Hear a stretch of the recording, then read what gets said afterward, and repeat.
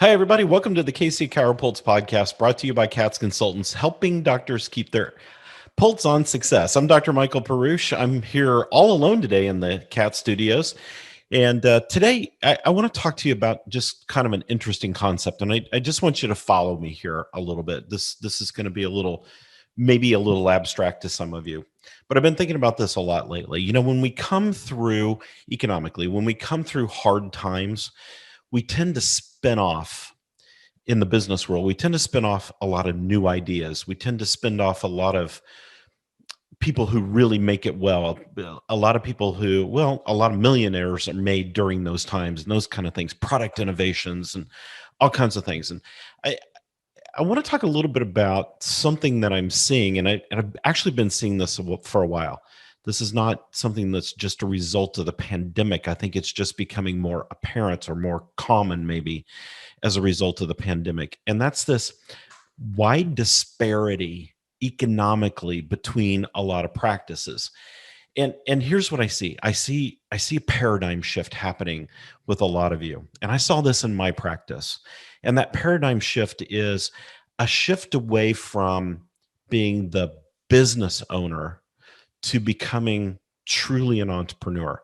Somebody who's, and what's the difference? The entrepreneur is somebody who's just not afraid to take risks, and yet creates ways to make the business run smoother, easier, more efficiently, but more profitable.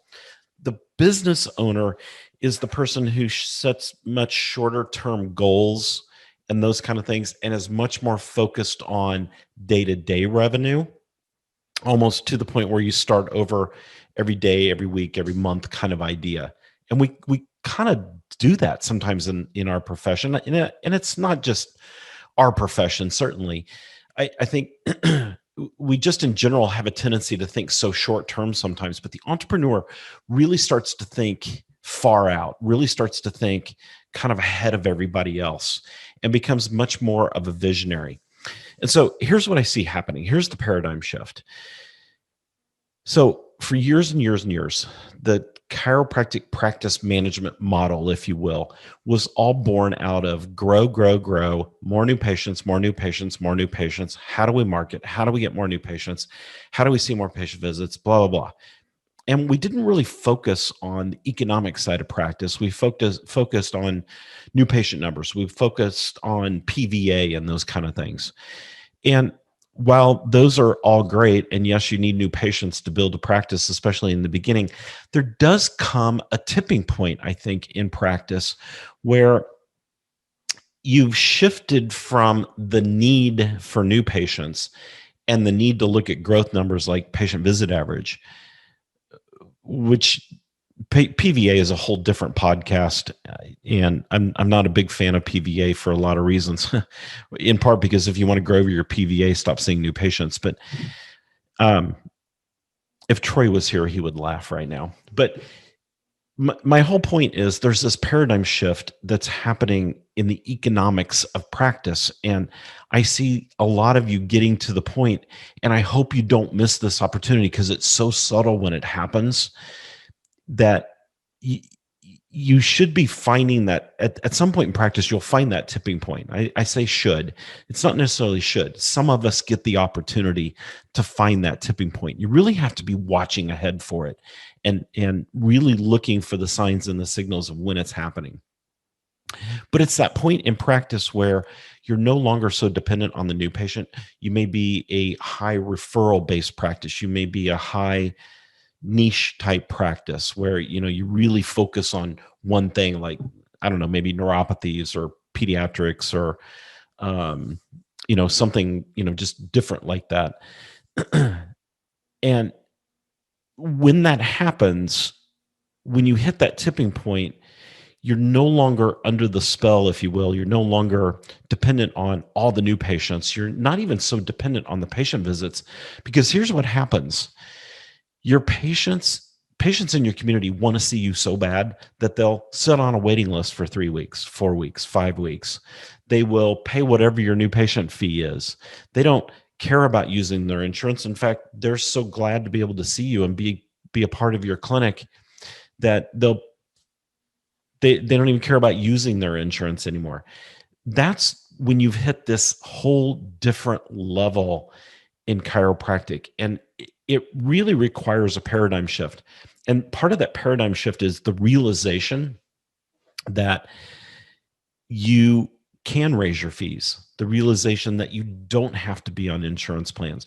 And I'm not telling everybody to go out and quit insurance plans. Oh, Dr. Bruce said we don't have to be on any of the insurance panels anymore. I'm not saying that. I'm not saying that at all. That's a personal choice and just a different way to run a practice. And if you want to talk to me about how to do that, great, fine. We've helped a lot of practices go that direction, but that's not what I'm saying.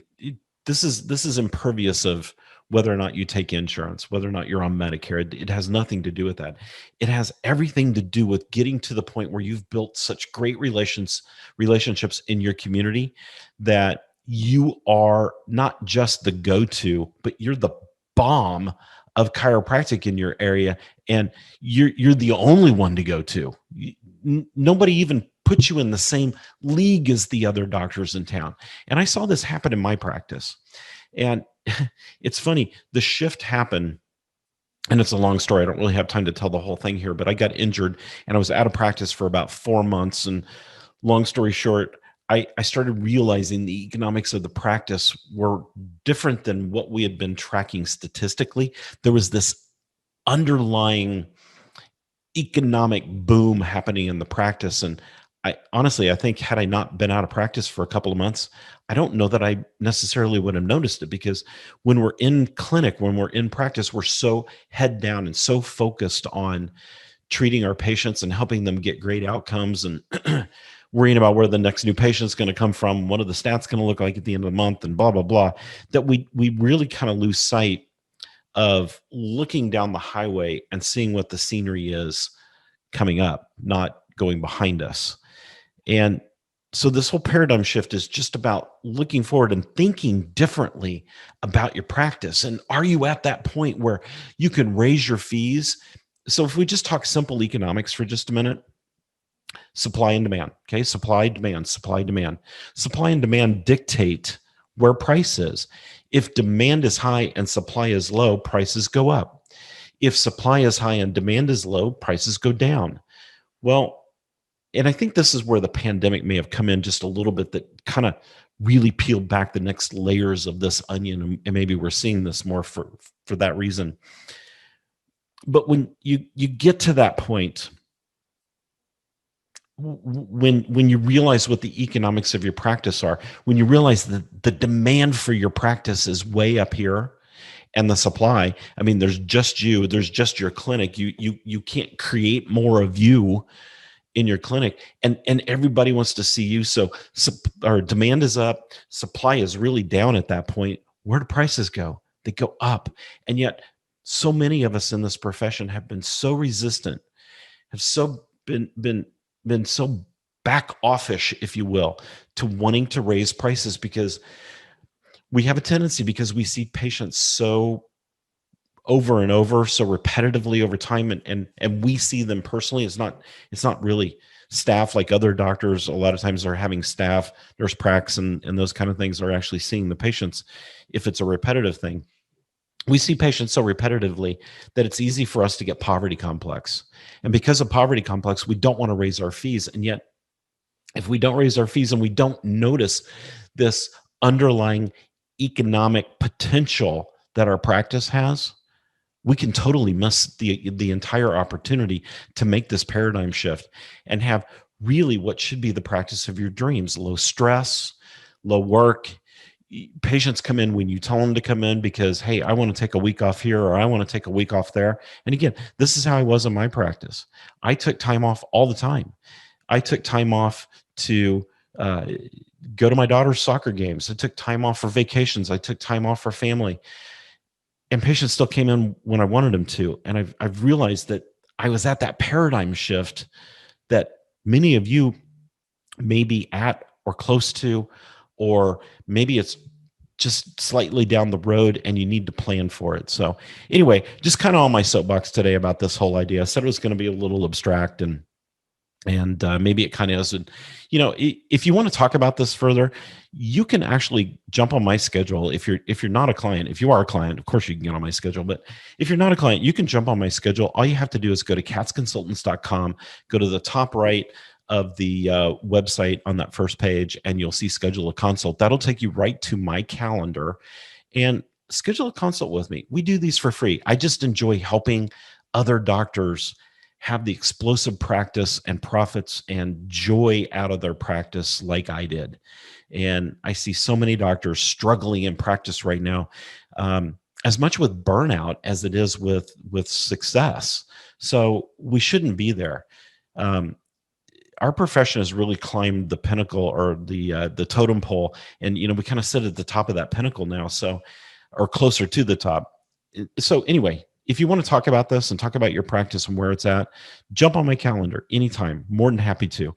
If you want to submit a question to our podcast and listen to me or Troy and I or Marissa and I or Dr. Hammond and I, whoever, if you want to hear us banner this around, or all of us sometimes, send a question in and send it to Dr. Troy at katzconsultants.com. He's the keeper of all the questions. But today I knew I was going to be in the studio by myself, so I just kind of wanted to jump on my soapbox about this a little bit. And anyway, I hope you enjoyed it. If you have questions, holler at us, obviously.